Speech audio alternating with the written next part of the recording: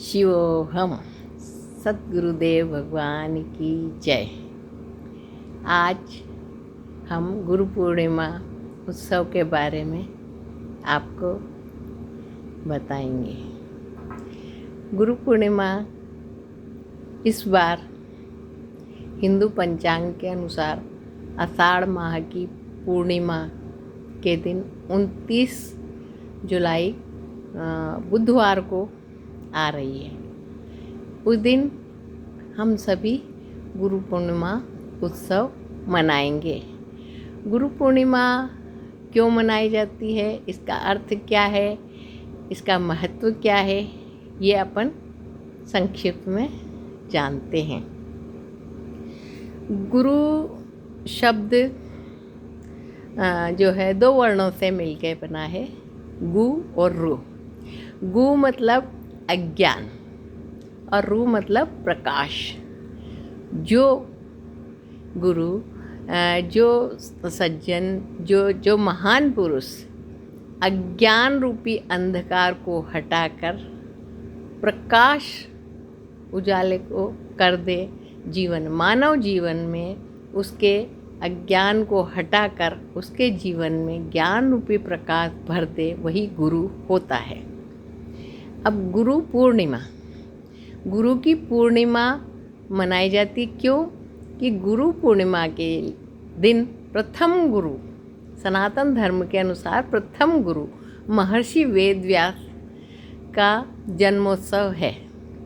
उस दिन महर्षि वेदव्यास जिन्होंने की वेदों की और महाभारत की रचना की थी, तो उनके जन्मदिन के दिन गुरुओं का आभार प्रकट करने के लिए, गुरुओं के प्रति कृतज्ञता प्रकट करने के लिए और गुरुओं का सम्मान करने के लिए और मानव जीवन को सफल बनाने के लिए गुरु पूर्णिमा मनाई जाती है।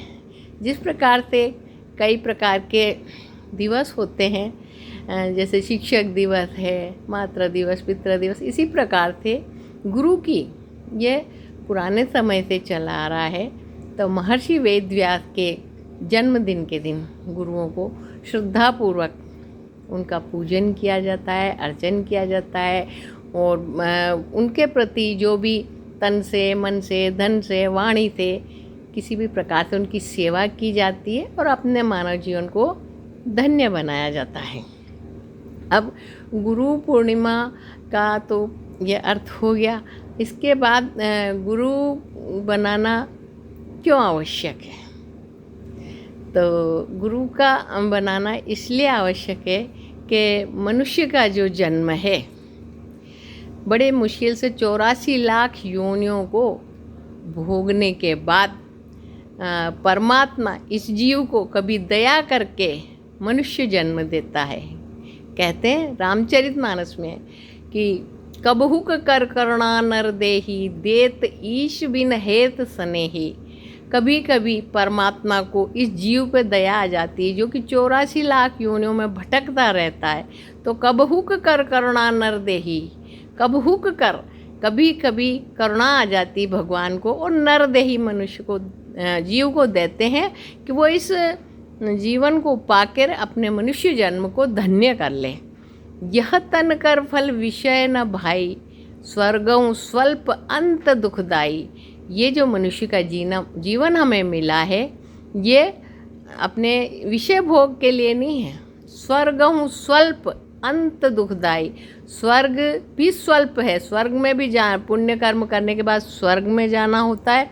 उसके बाद उस स्वर्ग में पुण्य खत्म होने के बाद फिर मृत्यु लोक पे आना पड़ता है। तो सबसे अच्छा तो ये है कि परमात्मा की प्राप्ति हो जाए। परमात्मा की प्राप्ति कैसे हो? जीवन मुक्त हो, जीते जी मुक्त हो।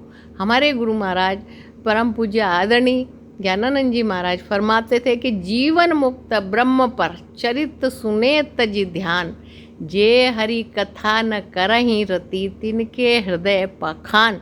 गुरु जो है उनके जो वचनों को सुने, और गुरु कहते हैं कि जीवन मुक्त, गुरु जीवन मुक्त करते हैं। मरने के बाद कहे गुरु लोभी, झूठा दे विश्वासा। जीते जी मोक्ष होता है, मरने के बाद लोभी गुरु कहते हैं।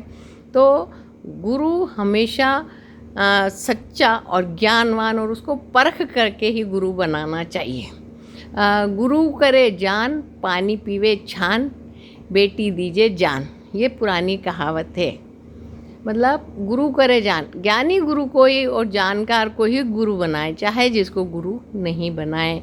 गुरु करे जान और बेटी देवे छान, बेटी का जो विवाह करते हैं तो छानबीन करके करनी चाहिए।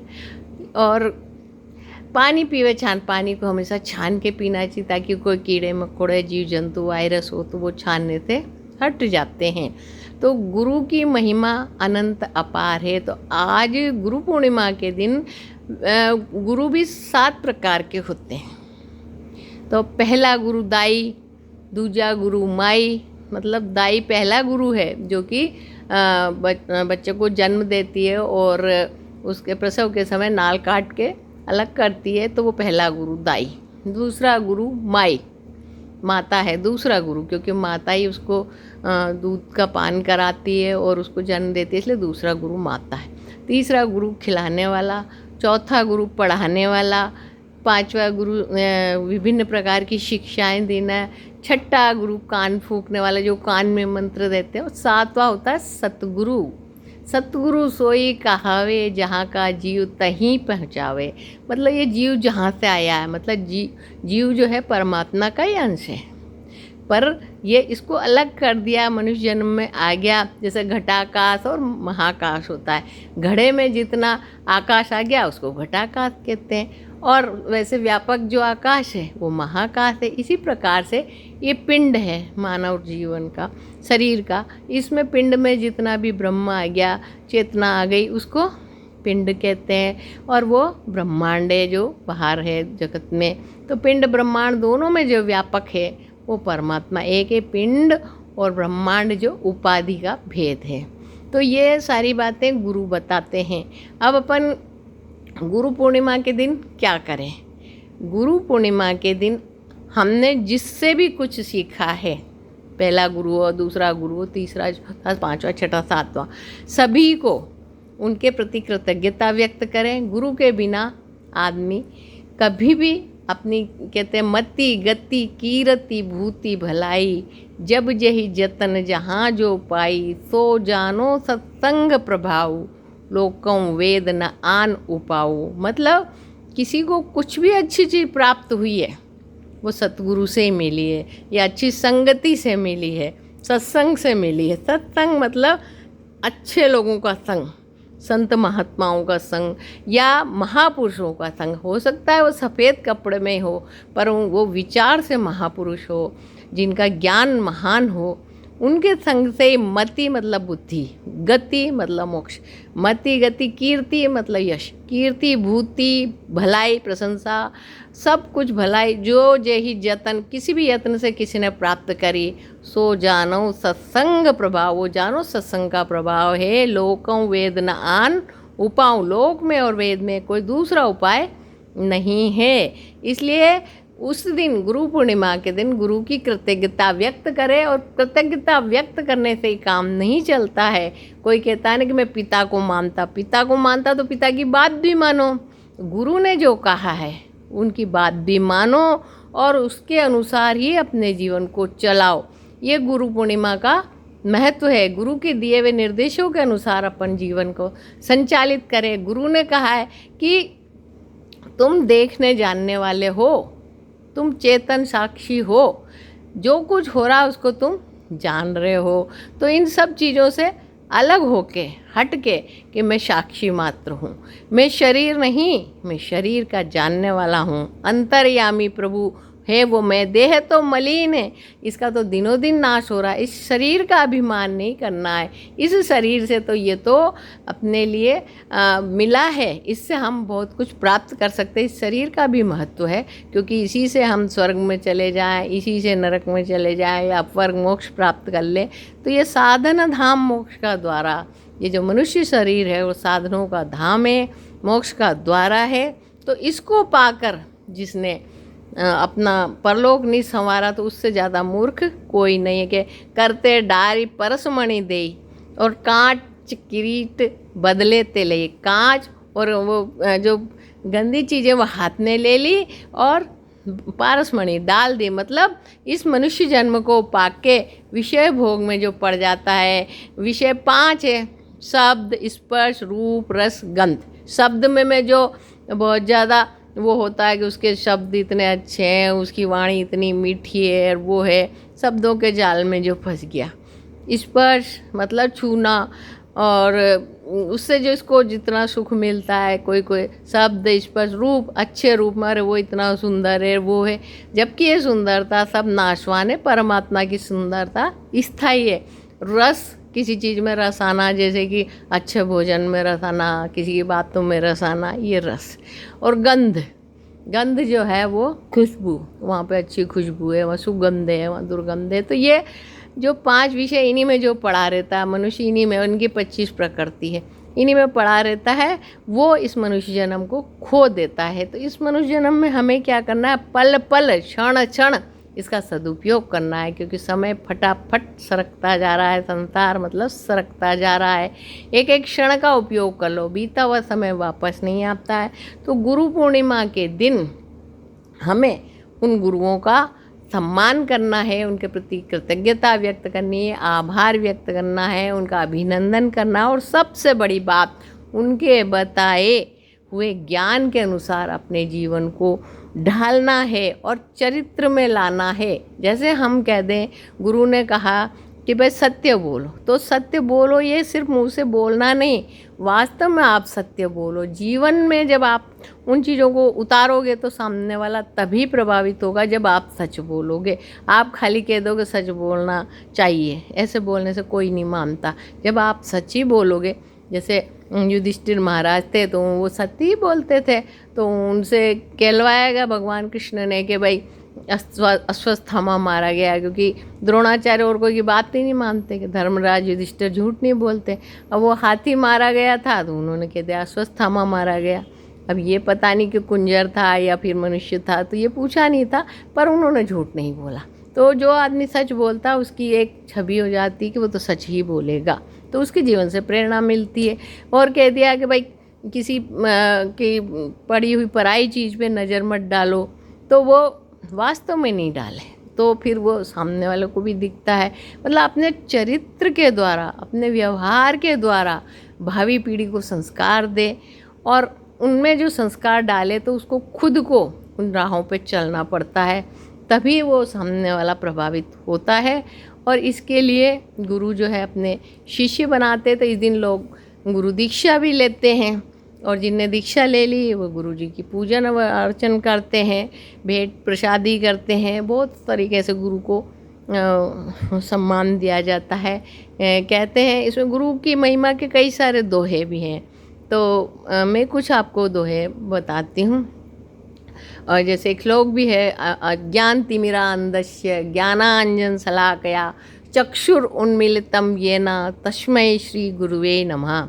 अज्ञान तिमिर अंधस्य मतलब अज्ञान के अंधेरे में, अज्ञान के तिमिर में हम, अज्ञान तिमिरा अंधस्य ज्ञानांजन शलाकया, ज्ञान रूपी अंजन की शलाका से हमारे आँखों का अंधकार हटाया। मतलब हमारे जीवन में जो अंधकार था अज्ञान रूपी, उसको हटाया जिन गुरुदेव ने। अज्ञान तिमिरा अंधस्य ज्ञानांजन शलाकया चक्षुर उन्मीलितम येन। चक्षु उन्मीलितम मतलब हमारी पलकों को खोला, हमारी आँखों को खोला कि ये अज्ञान है, ये ज्ञान है, ये सत्य है, ये असत्य है, ये सुख है, ये दुख है, ये हमारी आँखों को खोला। अज्ञान तिमिरा अंधस्य ज्ञानांजन शलाकया चक्षुर उन्मीलितम येन तस्मै श्री गुरु। ऐसे गुरु महाराज को प्रणाम है, उनको नमस्कार है। और कहते हैं कि गुरु मिलन को जाइए तज माया अभिमान, ज्यों ज्यों पग आगे धरे कोटिन यज्ञ समान। गुरु को मिलने जा रहे हो तो तज माया अभिमान, माया भी नहीं होनी चाहिए और अभिमान भी नहीं होना चाहिए। माया मतलब माया, पैसा कौड़ी, धन दौलत जो भी है उसका दिखावा आपके पास नहीं होना चाहिए। सबको उनको छोड़ के तज माया अभिमान, और कोई अभिमान भी नहीं कि मेरे पास इतना है, सिर्फ ये जाए कि मैं गुरु का चेला हूँ और मेरा कुछ भी नहीं है। और वो जाता है माया अभिमान को छोड़ के जब जाता है तो जो जो पग आगे धरे तो कोटिन यज्ञ समान, करोड़ों यज्ञ के समान उसको फल मिलता है। ये तन विष की बेलड़ी, गुरु अमृत की खान, शीश दिए पर गुरु मिले तो भी सस्ता जान। मतलब ये तन विष की बेलड़ी, ये जो शरीर है ये विष की बेलड़ी है और गुरु अमृत की खान है। तो गुरु की जितनी कृपा हो जाए तो उसी से उसका सम्मान होता है कि हरिहर आदिक जगत में पूज्य देव जो होए, सतगुरु की पूजा किए सबकी पूजा होए। हरि हर आदिक मतलब ब्रह्मा विष्णु महेश आदिक जो भी देवता हैं उनसे भी बड़ा गुरु है। गुरु सबको आत्मा रूप से देखता है कि ये भी मेरी आत्मा है, सब में मैं समाया हुआ हूँ, कोई अलग नहीं है। तो जो राम है वही रहीम है, जो शंकर है वही विष्णु है, वही गुरु है। तो जब ये भाव समभाव आ जाता है तो फिर गुरु से बड़ा कोई नहीं है। कहते हैं कि राम तजूं पर गुरु न विसारूं, राम को छोड़ दूं पर गुरु को नहीं छोड़ूं। क्यों कि राम ने कुटुंब जाल में गेरा और गुरु ने काटी ममता बेरी, और राम ने मतलब सकल संसार में हमको भरमाया और गुरु ने जो है बेड़ा पार लगाया। तो राम भगवान भी जो है हमको जो जीवन देते हैं वो भी हमको माया जाल में डाल देते हैं, पर उस माया जाल से कौन बचाता है? सिर्फ गुरु बचाता है कि इस प्रकार से तुम व्यवहार करो, इस प्रकार से जीवन को संचालित करो कि तुम्हें जीवन में सुख मिले। तो इसलिए गुरु की महिमा अनंत अपार है। और जो सतगुरु है, सतगुरु वही होते हैं, सतगुरु वही कहावे जहाँ का जीव तहीं पहुँचाओ। सतगुरु वही है जहाँ के जीव को वहीं पहुँचा देता है। और के हरई शिष्य धन शोक न हरई, ते गुरु घोर नरक में पड़ाई। कुछ ऐसे गुरु होते हैं नकली जो शिष्यों का धन हरते हैं, हरई शिष्य धन, शोक न हरई, उसका शोक नहीं हरते हैं, उसका दुख नहीं हरते हैं, उसका संताप नहीं हरते हैं। ते गुरु घोर नरक में पड़े, वो गुरु घोर नरक में पड़ जाते हैं। इसलिए हमेशा गुरु जान करके बनाओ। और गुरु कैसा करना चाहिए, गुरु के क्या लक्षण होते हैं मैं अगले वीडियो में बताऊंगी। शिवो हम।